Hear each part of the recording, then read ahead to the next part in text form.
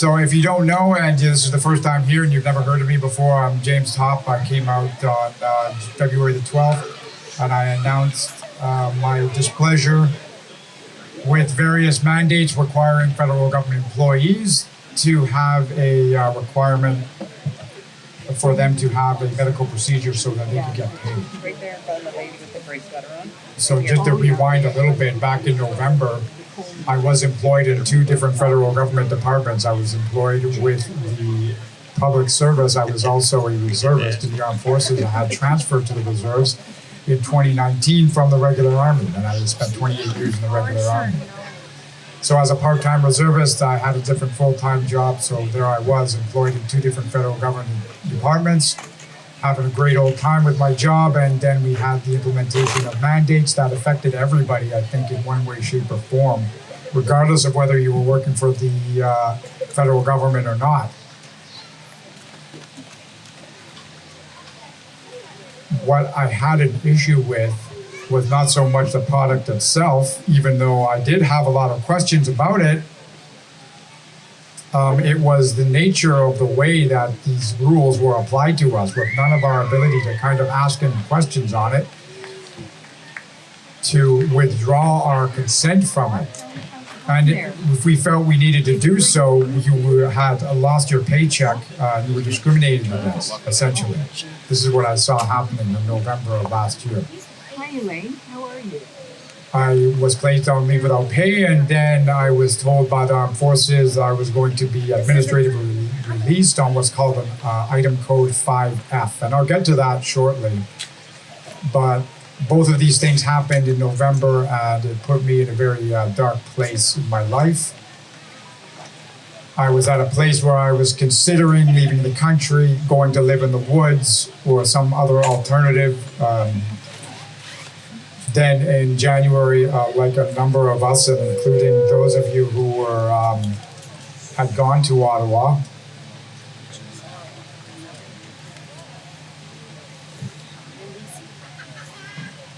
you protested.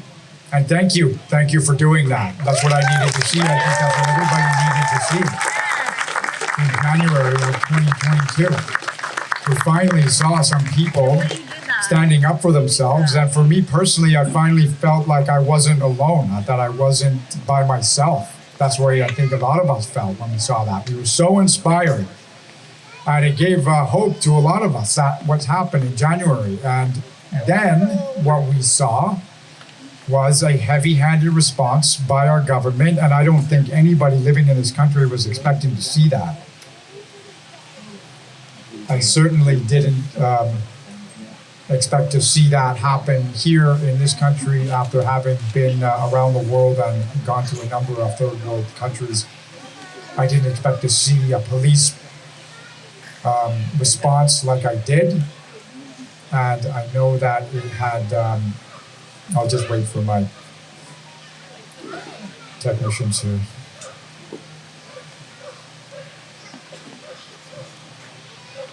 How's that? This is my life now. So anyway, we didn't expect to see the response that those people got. It was very unfortunate. I was at first inspired, then I was not happy. Let me put it that way. Having seen that, I felt that it was the time for me to protest in my own way. I had heard of protest marches being conducted in the past, and I felt that that was something I could do. There was one other individual who made his way across the country when I was a real little kid. His name was Terry Fox, and that inspired me as well. So I combined the 2 things, not consciously, of course. This all happened subconsciously, but I knew I needed to stand up and do something because it was that time. February the 12th, I went out in my uniform.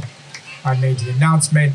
I expressed my dismay at what was happening, and then I told everybody what I was going to do about it. And I went out in my uniform, by the way, not as a political stunt. It was to get the attention of everyone and make it known to them that there was somebody in the federal government, at least there was one person who felt that this was wrong and they were going to do something about it. So I did that on and then I left for this march on February the 20th. Immediately after the video released, I was approached by a number of people and they all came forward and said, thank you for what you're doing. I want to help you. I want to be a part of this. And that's how a team got put together. And I'm going to introduce them to you in a little bit later because they're largely responsible for getting me here and now, as you are. You are responsible for this being successful up to this point as well. And it's important that everybody here recognize that. This is not about just one person marching and putting his boots on in the morning. This is the participation of everybody here that made this successful. So that happened. On June the 30th, I arrived in Ottawa. In between that time, I managed to get an interview, if you will.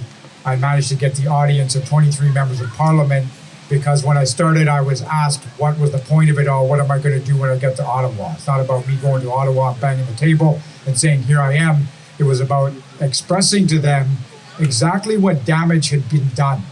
I remember distinctly lying in bed one night thinking how these, our representatives, our officials, have no way of knowing what damage they have done to those of us who had pushed back on this. To everybody who was unaware, their life didn't change significantly. But for those of us who felt that something was wrong here and we needed to do something about it, we suffered significantly, and there was no way they knew that, and they needed to be told that. So I asked for an audience, and with the help of a team, we sent letters. We sent letters to every single member of Parliament, all of them, from the Privy Council to the backbencher. Everyone received a letter, and we know that because it was mailed, it was emailed, and then there were several times I had phone conversations with members of Parliament to tell me that everybody knew that this was happening. So the 23 members of Parliament that decided to show up and listen to what I had to say heard me tell them exactly that. I told them who I am, what I'm doing, why I'm doing it, the impact that it's caused, and what we can do to fix it. So it wasn't just me going there and saying, this is it. There's more to it. There's something called the 3 R's, and I'll talk to that a little bit later. June 30th, a highly successful march into the capital city. Some of you were there.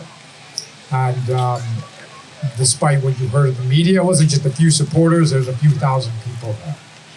With one incident that, of course, attracted the attention of our corporate media. But despite that, it was an entirely successful event where everybody was able to come together and witness and celebrate the end of a 4,300 kilometer foot march.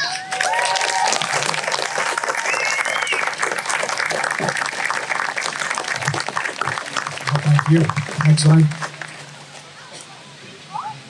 I kind of already spoke to this, but what we accomplished was reaching out to our members of Parliament. This is what we did, 4,300 kilometers, met with some MPs, back again, and we have these meet and greets. Put together an amazing team, and I will introduce to you eventually, but before I do that, we're just going to negotiate our various technical difficulties, and we'll get on with the show here. Then we'll get some pictures and sign some stuff and play a short movie for you. So next slide. So one of the things I want to talk about real quick is what we went to Ottawa to do to introduce people to the idea of the 3R equation. That is what we are calling repealing mandates, because it's not just me standing here telling you this has to be done. I'm telling you this because I have spoken to no less than 5 doctors face-to-face who have told me this is something that needs to be done. And most of them are under the impression, that's just 5 doctors that I've spoken to, by the way. That's not the hundreds of other doctors that have weighed in on this and been subsequently censored. So let's repeal mandates. Let's recognize what harm they're doing versus what good they're doing. And I think it is obvious to everybody that they are not doing as much good whatsoever. So let's repeal mandates. Why do I say that? Because in the summer, they were suspended, and suspension of mandates does not mean that they are going to be going away. with the arrival of a new and scary variant of some sort or another, there are a number of us, and I speak for myself, a little bit concerned about what the actions of our authorities are going to be should people start getting sniffles and whatnot. And we don't want to have ourselves in another situation like we had in 2020. So repeal mandates, reinstatement of government employees, including those in the armed forces. So I want to extend that to the corporate sector, the private sector, to all of the employees who got laid off, to everybody who lost a job, to everybody suffering from a relationship that went south because of the implementation of these policies. So reinstatement means a number of different things. Some federal government workers were invited back to work on June the 20th. Armed forces members were not. And more importantly, there are still a number of armed forces who are waiting to have their release date given to them. A release called a 5F release, and I'll get to that shortly. Restitution. When you're off from November to June, that's half a year's pay. Some people were off even longer than that. How about we give some restitution for those people who have lost a half a year's salary? How about restitution for those folks in the armed forces or other sectors, including law enforcement, firefighters, nursing, paramedics? In these places, there are times when you need to serve in a role for a certain period of time so that you can advance to the next level of your employment. How about recognition and restitution? How about an apology of some sort?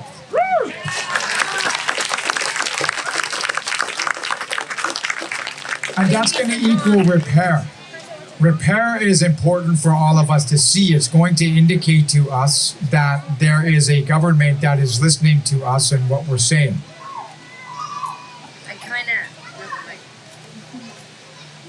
As I have crossed this country on foot, with the team helping me, I have met thousands of Canadians now, and they have come to me to say a number of different things. 99.9% of them are good. Some folks got other things to say. However, what they have told me is that they feel disenfranchised and they feel like their voices are not being heard. They have been hurt by their government. So how about we apply this 3R equation and we show everybody that they care in some way, shape, or form, and that they are worth that salary that you are giving them, by the way. So 3Rs equals R. 3R equation. This is what we took to Ottawa. This is what I talked to 23 members of Parliament about. Those members of Parliament who felt strongly enough about what we're doing here It's legal, it's like a cigarette. You're allowed to say the word joint. to attend that meeting. And they displayed a significant amount of courage, and I'll get to that. Next slide. One of the other things that we've done along this journey is that we have met organizers. Now in New Brunswick, Nova Scotia, Prince Edward Island, British Columbia, Alberta, Saskatchewan, Manitoba. Now we've pretty much going back to Quebec. We have already, at least virtually, met a number of people in Quebec.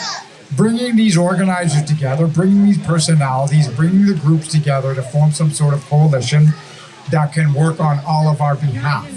Because what has happened is that we have a federal government that is not listening to us.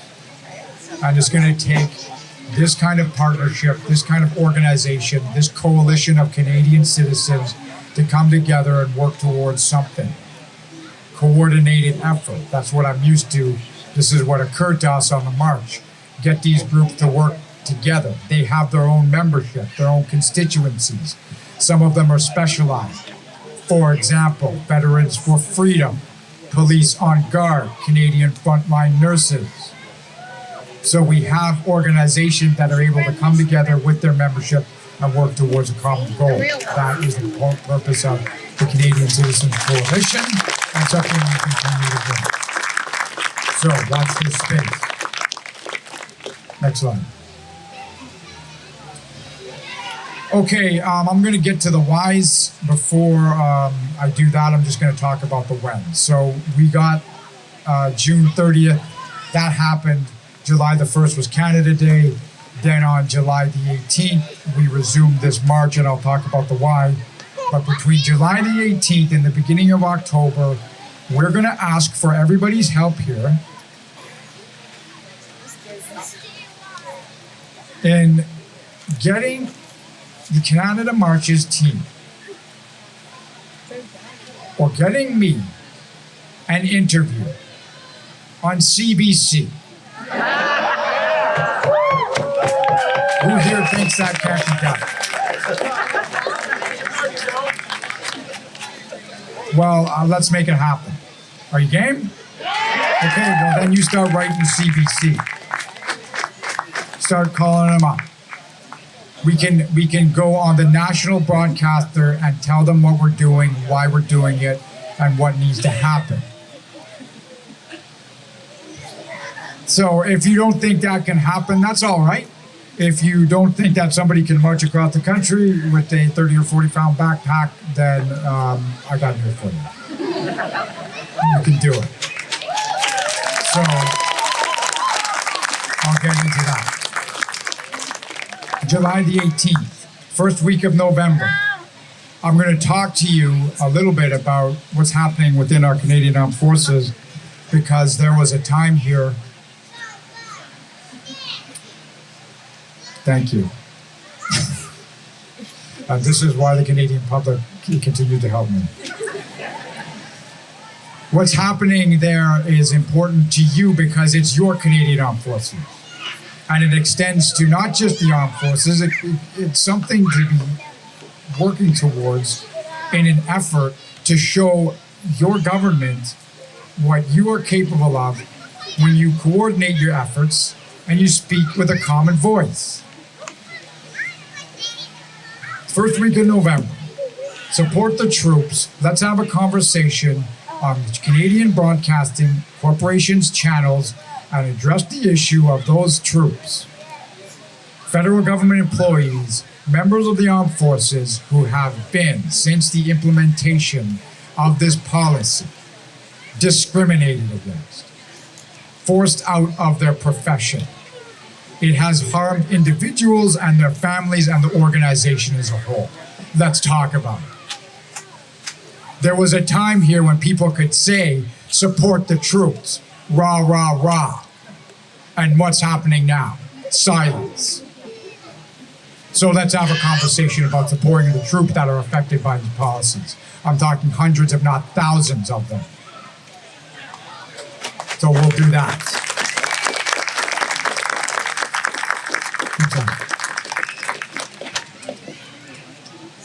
Okay, before I get into that weighty conversation, St. John's, Newfoundland is where we started on July the 18th. I am now an honorary Newfoundlander. Thank you very much. And I only had to participate in one bizarre ritual, which involved kissing a cod, playing some spoons, banging an ugly stick, and singing, dancing some sort of jig, as I understand it. But it was an entirely amazing, eventful experience for me. I went there, I crossed the province. I had never been really in that province before.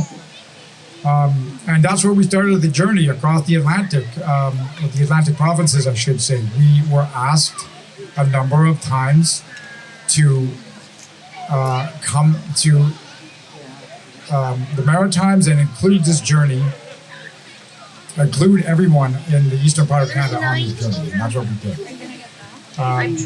Then we got on a ferry because it was just a bit too far for us to canoe.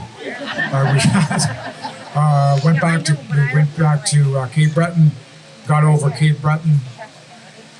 Fantastic place, by the way.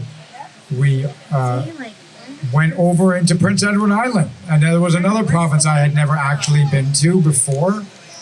What an amazing place and beautiful place that is. With the help of with a friendly lobster fisherman and his wife Laura Braden and Patrick Braden. Laura is here tonight. Thank you for coming. It was because of them that I got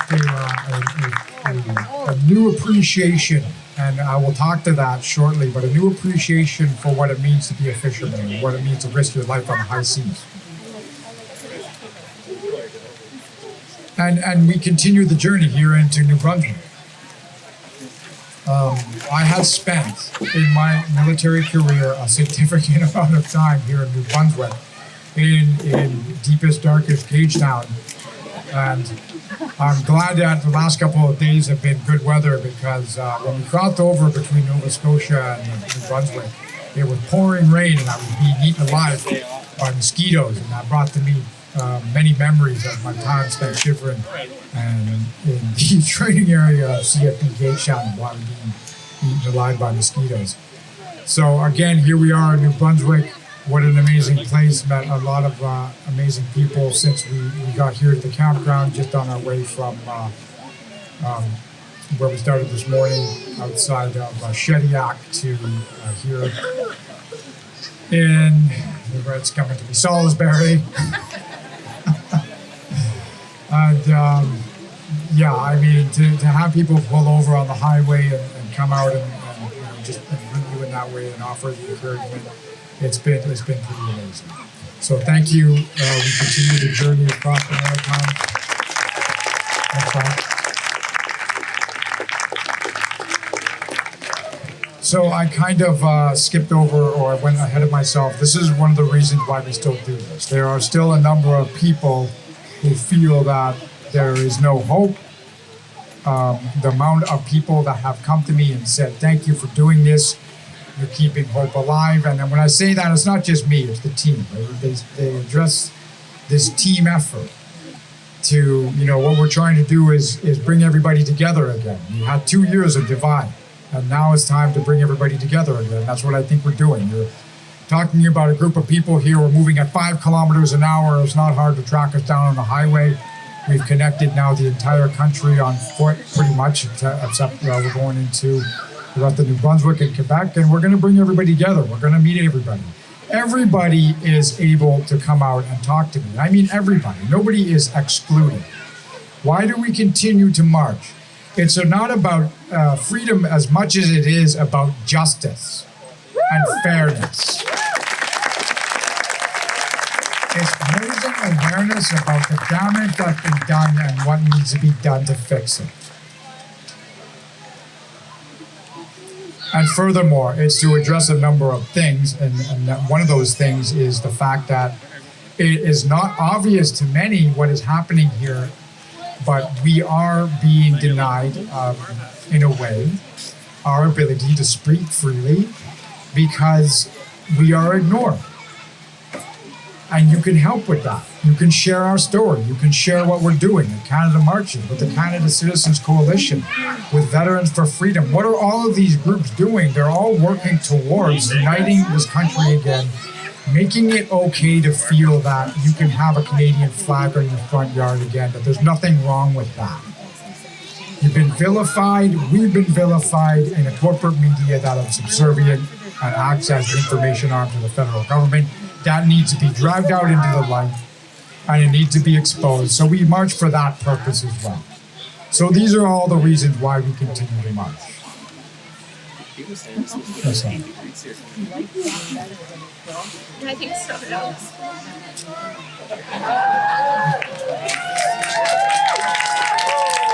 I was okay. So anyway, yeah, pass. I got to work on, PowerPoints are not really my thing, but so some of these slides are a little bit out of order. I did take responsibility for the product, so that's my fault. But I am going to now kind of touch on a little bit more of the whys, and the why we continue to do this is because of the fact that they are the armed forces I am one of them facing 5F release. There are 100 that have been released on 5F, not including the ones who voluntarily released so they wouldn't have to suffer the indignity of having this stamped onto your service record. So 5, category 5, attempt for service completed. F, unsuitable for further service. Unsuitable for further service, and let me read it out for you, because of factors within the officer or non-commissioned member's control. So in this case, the control that we had was the control over ourselves in not accepting a procedure that we didn't want to participate in. And I'm talking about the Chief Defense Staff Directive on vaccination policy. Again, it has less to do with the vaccine as it does with the policy. The overbearing authoritarian measures that we receive put against us. Even though we are in the armed forces or public servants, we're nobody's servants and we're nobody's slaves.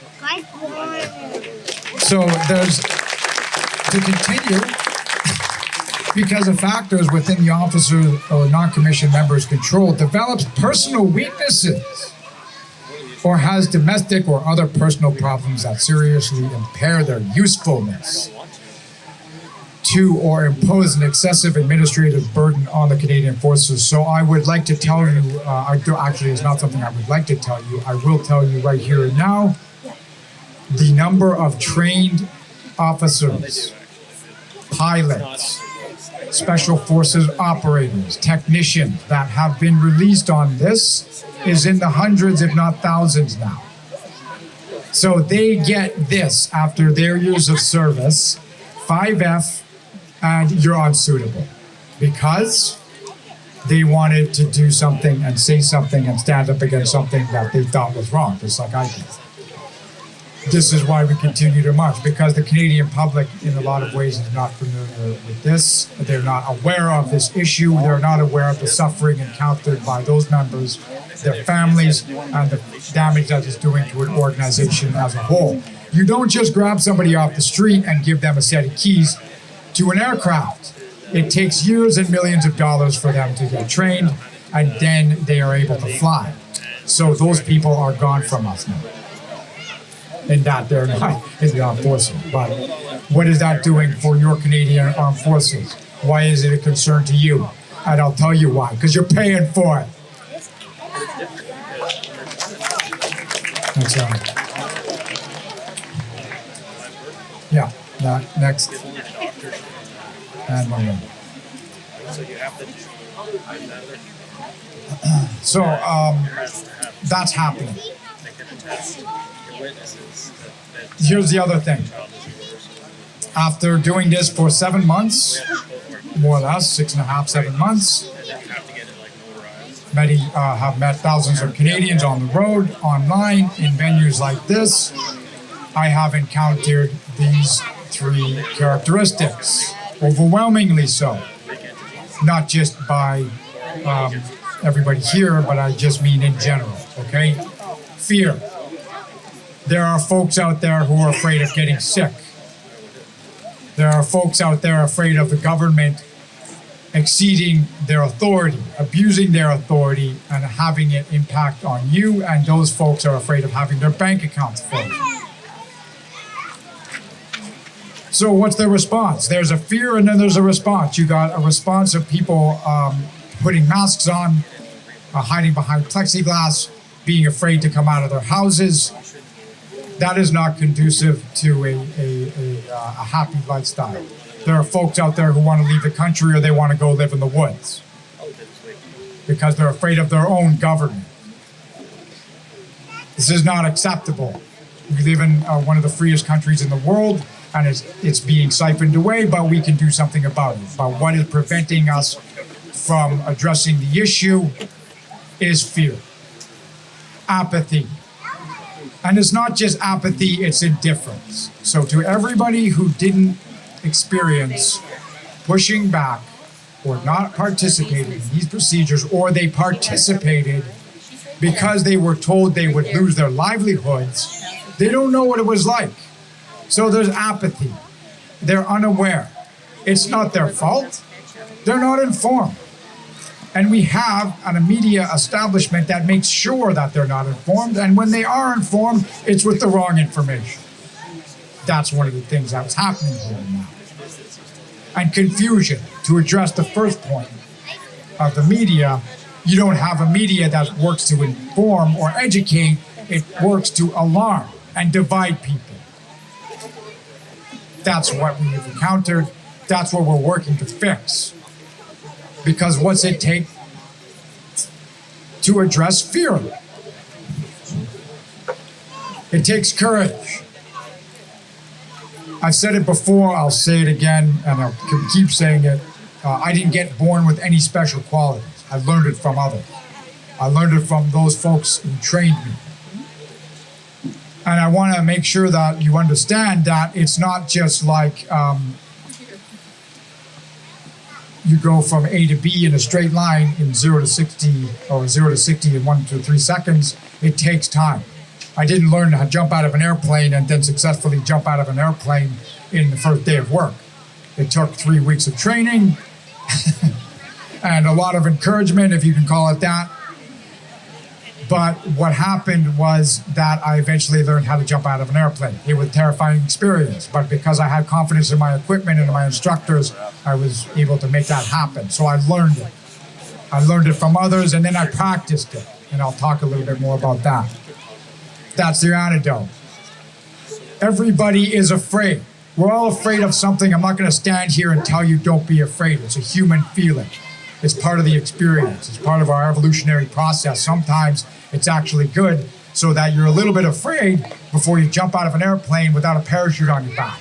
It makes you double check. So it's okay. But you recognize what it is. It's a feeling. And you work towards it in putting it where it needs to be. With courage. Your fear is a part of you. It's okay. Your fear is you. You tell your fear it's all right, just like you would tell yourself in the mirror. So what's the antidote to apathy? It's action, activity, do something. Now, if you're going to do something, if you think that you want to make your voice heard, I got news for you. It has to be constructive. It has to be peaceful. It has to be nonviolent. If you think you're going to get anything accomplished in any other way, you're not going to be successful. Everything is arrayed against you. You have to do it with the help of others. There was a time when I thought I was going to get this march done by myself, and that wouldn't have happened. I would be in the mountains somewhere. And I got here with the help of others. I got here with the team. Action, activity, do something. And then finally, there's confusion. So what do you do to combat confusion? You educate yourself with true and accurate information that you know to be true, because you know the truth when it hits you on the head. Help educate others if you can. It's not about waking people up. I made the mistake of making that statement once, but I realized that everybody out there is awake to what they believe is true. They are just as smart as you are. They are just as awake and aware as you are. They just believe different things. But what they believe may not be true. And going forward, you have to make sure that what you believe is true. Why do I believe what I believe about this scenario that we're in? Because I talk to people like Dr. Laura Braden, who is educated on these things. And then you come to your own conclusion, because I'm not here to tell you what to think or how to say it. You're going to come to that conclusion on your own, because you all have minds and you're all intelligent and you can do that. And I believe in you. So do that. Got it?